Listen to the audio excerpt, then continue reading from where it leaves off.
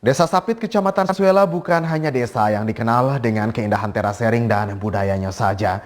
Namun desa Sapit juga memiliki surga tersembunyi yang mampu menampilkan samudera di atas awan.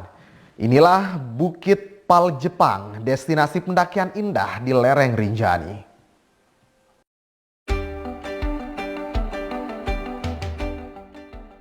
Desa Sapit, Kecamatan Suela, merupakan desa wisata yang dikenal indah dengan panorama terasering dan kebudayaan yang memukau. Namun ternyata, bukan hanya itu saja keindahan yang ditawarkan oleh Sapit. Karena kali ini, objek wisata yang lebih menantang berupa wisata pendakian ditawarkan oleh desa yang berada di atas ketinggian 800 meter di atas permukaan laut ini. Inilah Bukit Pal Jepang.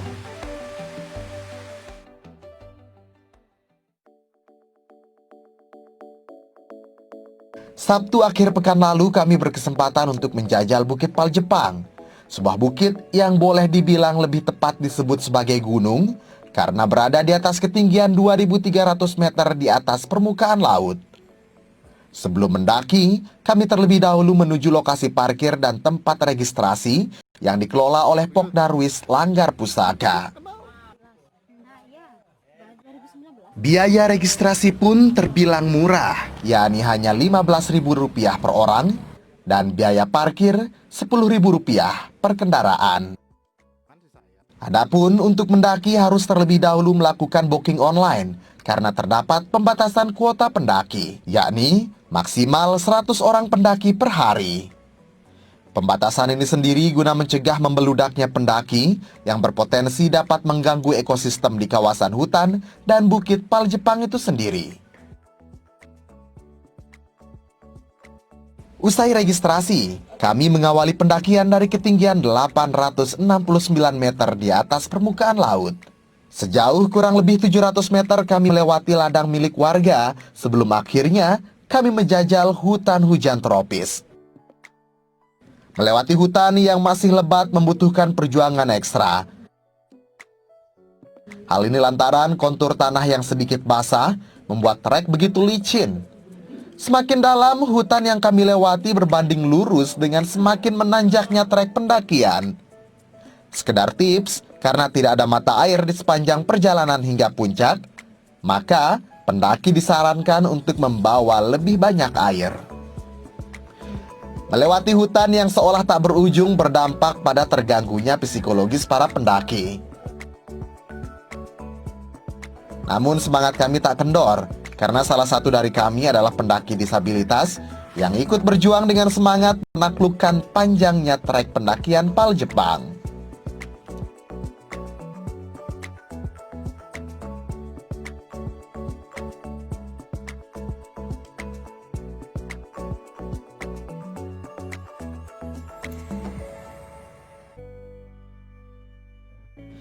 Empat jam di dalam hutan, kita akan menjumpai trek terakhir, yakni jalur pendakian melewati Padang Ilalang.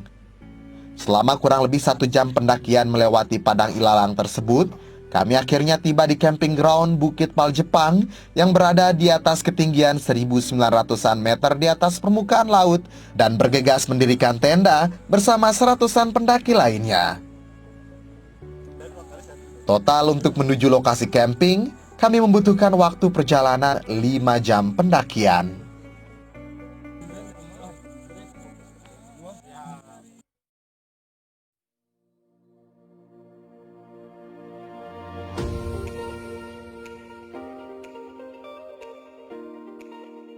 Pada keesokan harinya, pemandangan yang begitu dinantikan pun akhirnya dapat kami saksikan. Ya, pemandangan samudera di atas awan Bukit Pal Jepang yang berpadu dengan gagahnya Rinjani menjadi salah satu sajian utama yang bisa dinikmati di Bukit Pal Jepang.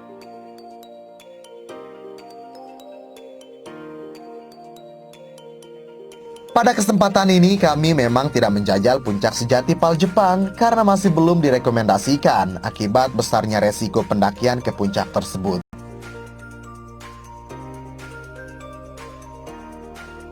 Namun, dari ketinggian 2000 mdpl saja, kita sudah bisa melihat indahnya lautan awan di Gumi Patuh Karya bagian selatan.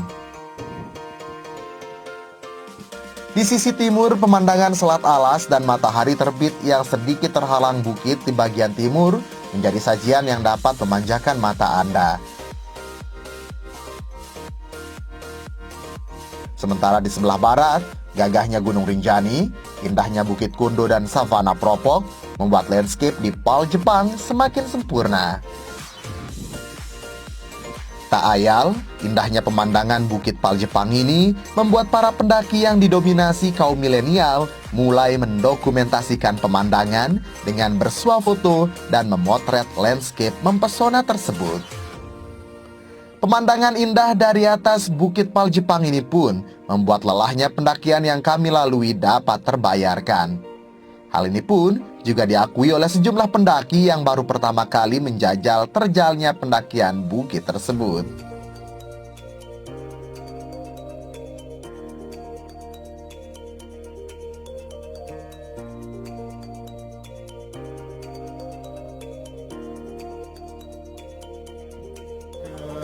Kalau di puncak kita bisa lihat samudra di atas awan ya, seperti kata di film itu.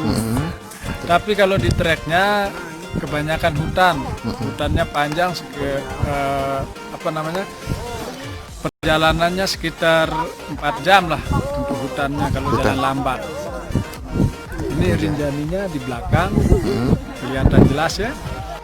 Kalau pas ke Pal Jepangnya, Ya? first time. Ini first time? Ya, kalau di Pal Jepangnya, kalau di Bukit lain udah. Sudah pernah juga. Nah, ini bagaimana pendapat? Ini pertama kali ke Pal Jepang, melihatnya seperti apa? Ya, lumayan sih view-nya juga bagus, indah. Terus treknya juga nggak terlalu terjal kayak biasanya. Ini lumayan enak ya untuk pendakian.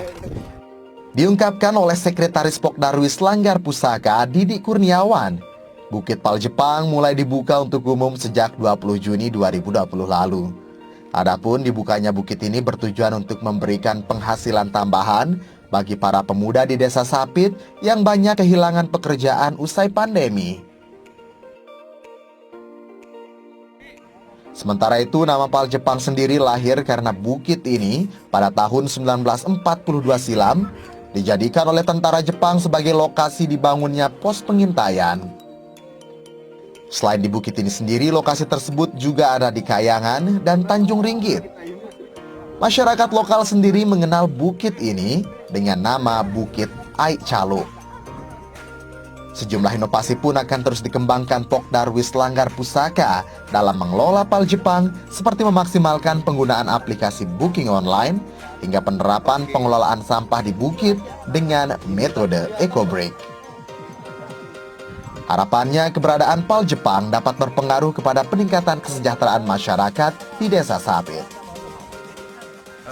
Jadi yang melatar belakangi kita dari Pokdarwis Langgar Pusaka membuka Bukit Pal Jepang ini sebenarnya pertama kita mau mencari keuntungan atau pekerjaan bagi teman-teman kita semua yang ada di Desa Sapit dengan di tengah pandemi corona ini yang tidak ada sama sekali, bahkan banyak sekali teman-teman yang dipulangkan, banyak sekali teman-teman yang yang di PHK dari tempat pekerjaannya. Ini yang mendasari kita, bahkan sebagian besar dari 135 orang yang bisa bekerja sekarang di sini, itu 50%-nya sebenarnya semuanya adalah sarjanawan semua. Oke. Jadi kenapa dia dinamakan Pal Jepang? Sejarahnya sebenarnya ini masuk pada tahun 1942. Jepang memasuki wilayah Lombok, khususnya Lombok Timur.